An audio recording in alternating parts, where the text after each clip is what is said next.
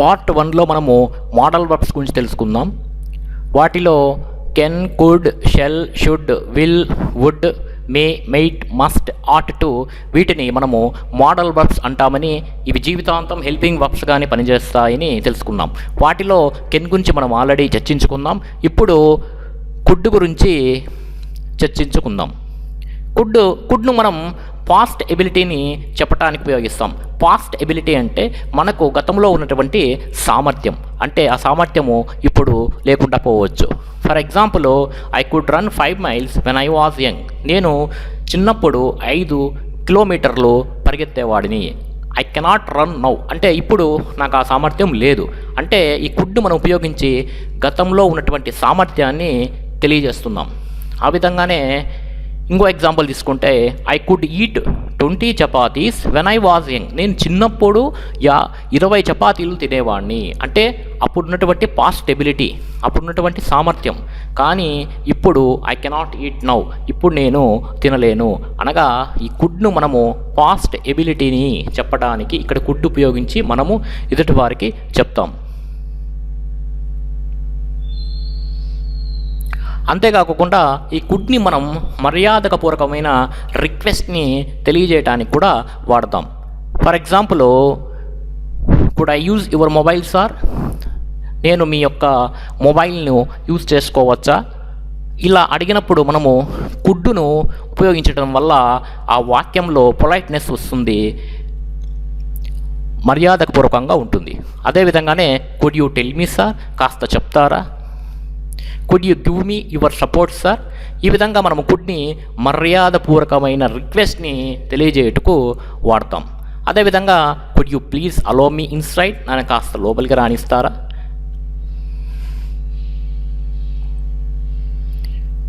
ఇంకా విల్ని ఆలోచిస్తే, విల్ని భవిష్యత్తులో జరగబోయే పనులను తెలుపుటకు మనం వాడతాం.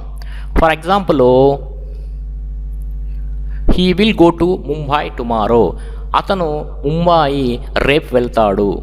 అంటే భవిష్యత్తు, రేపు కావచ్చు, ఫ్యూచర్లో ఎప్పుడైనా కావచ్చు. అలాంటి సందర్భంలో మనము విల్ని ఉపయోగిస్తాం. అదేవిధంగా విల్ని మనం మొదటి పర్సన్తో, ఫస్ట్ పర్సన్తో అంటే ఐ, వీలతో ఉపయోగించినప్పుడు ప్రామిస్ను తెలియజేస్తుంది. For example, I will give 100 rupees tomorrow. I will give you 100 rupees tomorrow అని చెప్పి నేను ప్రామిస్ చేస్తున్నాను. ఇక్కడ ప్రామిస్, నేను నీకు రేపు 100 రూపాయలు ఇస్తాను. అదేవిధంగా ఎవరైనా వార్నింగ్ ఇవ్వాలనుకోండి, ఎవరైనా భయపెట్టాలనుకోండి, అప్పుడు మనము ఈ ఫస్ట్ పర్సన్ ఉపయోగించి, విల్ని ఉపయోగించి మనము వాళ్ళకు వార్నింగ్ ఇస్తాం. ఐ విల్ కిట్ యూ చెప్తాను. I will inform you to my parents. మీ యొక్క తల్లిదండ్రులకు నేను ఇన్ఫార్మ్ చేస్తాను. ఐ విల్ కిడ్నాప్ యూ, నేను కిడ్నాప్ చేస్తాను. సో ఈ విధంగా మనము విల్ని ఉపయోగిస్తాం. అంతేకాకుండా విల్ని ప్రధానంగా determination, willingness, strong desire, strong decision తీసుకున్నప్పుడు ఫస్ట్ పర్సన్తో ఉపయోగిస్తాం. For example, I will get the job, I will prepare for DSC. Strong decision, I will prepare for DSC, I will get the job. ఈ విధంగా విల్ని మనము విల్లింగ్నెస్లోను, కోరికగాను, strong డిజైర్ని తెలుపుటకు విల్ని మనము ఉపయోగించి వాక్యాన్ని రాస్తాము. అదేవిధంగా మనము షెల్ తీసుకుంటే, షెల్ను మనం ఫస్ట్ పర్సన్తో అంటే ఐ, వీలతో ఉపయోగించినప్పుడు భవిష్యత్ కాలంలో జరగబోయే పనులను మనము తెలియజేస్తాం. For example, I shall go to Bengaluru tomorrow. నేను బెంగళూరుకు రేపు వెళ్తాను. అదేవిధంగా షెల్ను మనము సెకండ్ మరియు థర్డ్ పర్సన్తో ఉపయోగించినప్పుడు ప్రామిస్ కానీ, వార్నింగ్ కానీ, థ్రెడ్డింగ్ కానీ ఇవ్వటానికి అనే అర్థం వస్తుంది. For example, he shall come tomorrow, promise. ఇక్కడ ఈ స్థానంలో సెకండ్ పర్సన్తో షెల్ను ఉపయోగించినప్పుడు ప్రామిస్ను తెలియజేస్తుంది. ఇప్పుడు shall plus subject plus V1 ఈ స్ట్రక్చర్ను ఉపయోగించి మనము ఆఫర్ను తెలియజేయడానికి ఈ షెల్ను ఉపయోగిస్తాం. అదేవిధంగా అంటే ఎగ్జాంపుల్ తీసుకుంటే, shall we take tea, shall we go to movie, ఈ విధంగా మనము ఫ్రెండ్స్కు ఆఫర్ ఇస్తామనుకోండి, shall we go to movie, shall we take party. ఒకవేళ మీరు ఫ్రెండ్స్కు పార్టీ ఇవ్వాలనుకోండి, shall we take party.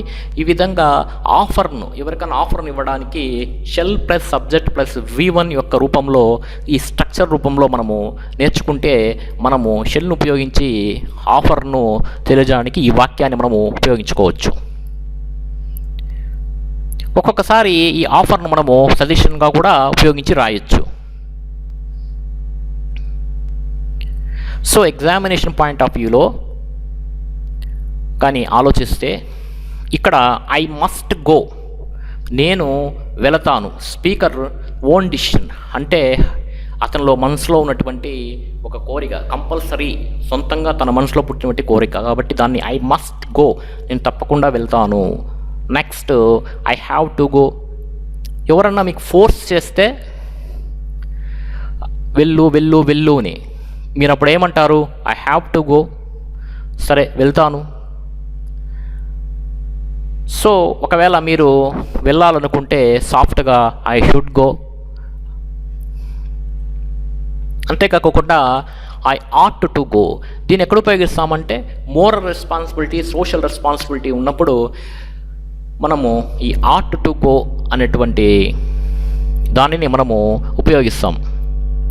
For example మీకు ఎగ్జామినేషన్లో టెట్లో ఒకసారి ఇలా ఇచ్చారు, I ought to go, it means అని ఇచ్చి కింద 4 ఆప్షన్స్ ఇచ్చారు. ఏ వచ్చి ఏ స్పీకర్ ఓన్ డిసిషన్, బి వచ్చి అదర్స్ డిసిషన్, సి వచ్చి సాఫ్ట్ కంప్లీషన్, డి వచ్చి సోషల్ రెస్పాన్సిబిలిటీ. నేను ఇంతకు ముందే చెప్పాను కదండి, ఈ ఆట్ టు గో అని వస్తే అది సోషల్ రెస్పాన్సిబిలిటీ. ఈ 4టిలో డి వచ్చి కరెక్ట్ ఆన్సర్ అవుతుంది.